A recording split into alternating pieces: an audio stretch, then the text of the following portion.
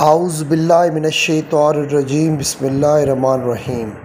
YouTube channel Islamic information کے ساتھ میں ہوں فیصل مقبول اور آپ سن رہے ہیں اسلامک انفارمیشن۔ جی سامعین، اس سے پہلے کہ میں اپنے موضوع کی جانب بڑھوں، آپ لوگوں سے التماس ہے کہ ہمارے چینل کو سبسکرائب کر لیں، بیل آئیکن کو پریس کر لیں تاکہ ہماری آنے والی ہر نئی ویڈیو کی اپڈیٹ آپ لوگوں تک پہنچ سکے۔ جی سامعین، ہمارا آج کا موضوع حضرت موسیٰ علیہ السلام کی مختصر زندگی حالات پر ہے۔ حضرت موسیٰ علیہ السلام کا نسب چند واسطوں سے حضرت یعقوب علیہ السلام تک پہنچتا ہے۔ آپ کی ولادت ایک ایسے زمانہ میں ہوئی جب فرعون مصر بنی اسرائیل کے لڑکوں کو پیدا ہوتے ہی قتل کروا دیا کرتا تھا۔ حضرت موسیٰ علیہ السلام کی پیدائش کے بعد آپ کے والدہ بہت پریشان ہو گئیں کہ اب ان کے بیٹوں کو قتل کر دیا جائے گا۔ اللہ تعالیٰ کی طرف سے انہیں القاء ہوا کہ ایک تابوت بنا کر بچے کو اس میں رکھ کر دریا میں ڈال دیا جائے۔ چنانچہ آپ کی والدہ نے آپ کو ایک صندوق میں ڈال کر دریا میں بہا دیا۔ صندوق تیرتا ہوا شاہی محل کے کنارے آ لگا تو فرعون کے گھرانے کے آدمیوں نے اس صندوق کو دریا سے نکال لیا اور بچہ کو محل میں لے گئے۔ فرعون نے بچہ کو قتل کرنا چاہا، لیکن فرعون کی بیوی نے کہا کہ یہ میرے لیے اور تیرے لیے آنکھ کی ٹھنڈک ہے، اسے قتل نہ کیا جائے، شاید یہ ہمیں فائدہ پہنچائے۔ چنانچہ فرعون بچے کے قتل سے باز رہا اور اس کی بیوی نے اسے اپنا بیٹا بنا لیا۔ بچہ کسی عورت کا دودھ نہیں پیتا تھا۔ حضرت موسیٰ علیہ السلام کی ہمشیرہ نے جو صندوق کے پیچھے پیچھے آئی تھی، آل فرعون سے کہا کہ میں تمہیں ایک ایسی داعیہ کا پتہ بتاتی ہوں جو اس بچے کی پرورش کے لیے نہایت ہی موزوں ہے۔ چنانچہ اس نے اپنی والدہ کی نشاندہی کی، اس پر بچے کو دودھ پلانے کے لیے بچہ کی والدہ ہی کے سپرد کر دیا گیا۔ حضرت موسیٰ علیہ السلام جوان ہوئے تو انہوں نے دیکھا کہ بنی اسرائیل پر مظالم ڈھائے جا رہے ہیں۔ حضرت موسیٰ علیہ السلام اپنی قوم کی ذب و حالت دیکھ کر کرتے رہتے۔ ایک دفعہ کا ذکر ہے کہ آپ کہیں جا رہے تھے کہ دیکھا کہ ایک مصری ایک اسرائیلی کو زد کوب کر رہا ہے۔ اسرائیلی نے مدد کے لیے حضرت موسیٰ علیہ السلام کو پکارا۔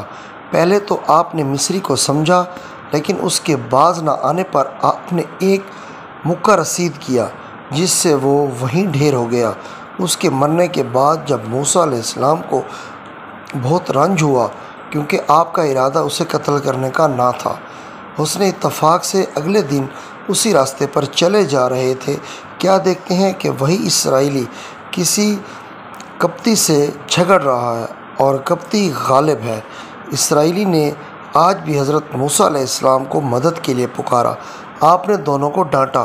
اسرائیلی نے سمجھا کہ موسیٰ کہیں آج مجھے بھی سزا نہ دے، تو وہ فوری طور پر بول اٹھا کہ تو مجھے قتل کرنا چاہتا ہے جس طرح تو نے کل ایک شخص کو قتل کر دیا۔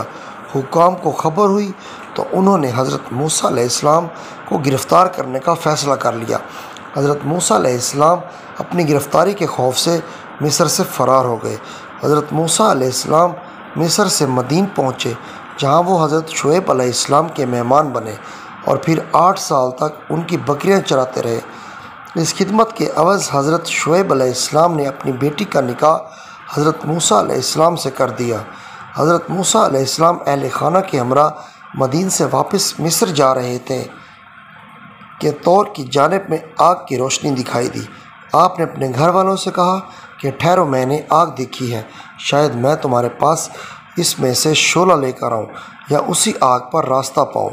جب حضرت موسیٰ علیہ السلام آگ کی جانب بڑھے تو دائیں جانب سے آواز آئی، اے موسیٰ، میں اللہ جہانوں کا پروردگار ہوں۔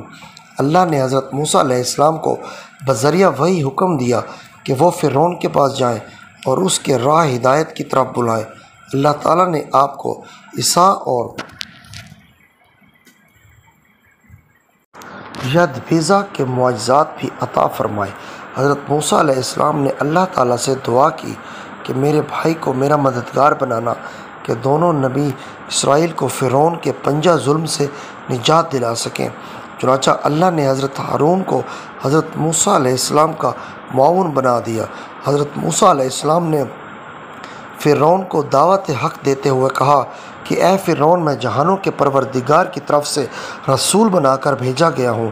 میں تمہارے پاس رب کی طرف سے کھلی دلیل لایا ہوں، سو نبی بنی اسرائیل کو دکھ نہ دے اور اسے میری ساتھ بھیج دیں۔ حضرت موسیٰ علیہ السلام کے کلام پر فرعون نے متکبرانہ لہجے میں کہا کہ اے موسیٰ، تم دونوں کا رب کون ہے؟ آپ نے جواب دیا، ہمارا رب وہ ہے جس نے ہر چیز کو پیدا کیا۔ فرعون نے آپ سے کئی سوالات کیے جن کا آپ نے صحیح جواب دیا۔ فرعون نے کہا کہ اگر تو سچا ہے تو کوئی نشان معجزہ دکھا۔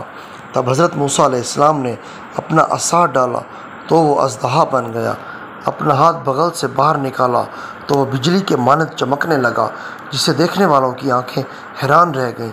فرعون اور اس کے درباریوں نے حضرت موسیٰ علیہ السلام کو جادوگر قرار دے دیا۔ فرعون نے ملک کے بڑے بڑے جادوگروں کو دربار میں بلایا اور حضرت موسیٰ علیہ السلام کے معجزات کا مقابلہ کرنے کو کہا۔ اس مقابلہ میں حضرت موسیٰ علیہ السلام سے غالب آئے۔ جادوگر ہار کر حضرت موسیٰ علیہ السلام پر ایمان لے آئے تو فرعون مشتعل ہو گیا۔ اس نے اسرائیلیوں پر پہلے سے زیادہ مظالم اٹھانا شروع کر دیے۔ جب مصریوں کا ظلم و تشدد حد سے بڑھ گیا تو اللہ تعالیٰ نے حضرت موسیٰ علیہ السلام کو حکم دیا کہ وہ بنی اسرائیل کو مصر سے نکال کر فلسطین کی جانب لے جائیں۔ حضرت موسیٰ علیہ السلام اپنی قوم بنی اسرائیل کو ہمراہ لے کر مصر سے نکل پڑے۔ فرعون کو اس بات کا علم ہوا تو وہ ایک لشکر جرار لے کر آپ کے تعاقب میں چل دیا۔ بنی اسرائیل فرعون کو اپنے تعاقب میں پا کر گھبرا گئے۔ حضرت موسیٰ علیہ السلام دریا کے کنارے پہنچے تو دریا میں راستہ بن گیا۔ آپ اپنی قوم کو لے کر اس راستہ سے دریا کے پار اتر گئے۔ فرعون نے بھی اس لشکر کو اسی راستہ پر بنی اسرائیل کے پیچھے ڈال دیا۔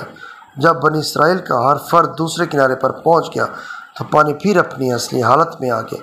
فرعون اور اس کا تمام لشکر پانی میں غرق ہو گیا۔ جی سامعین، ہم حضرت موسیٰ علیہ السلام کی زندگی پر تھوڑی سی روشنی ڈال رہے تھے۔ امید کرتا ہوں آج کی چھوٹی سی بات آپ کو پسند آئی ہوگی۔ آپ لوگوں سے درخواست ہے کہ ہماری ویڈیو کو زیادہ سے زیادہ شیئر کریں۔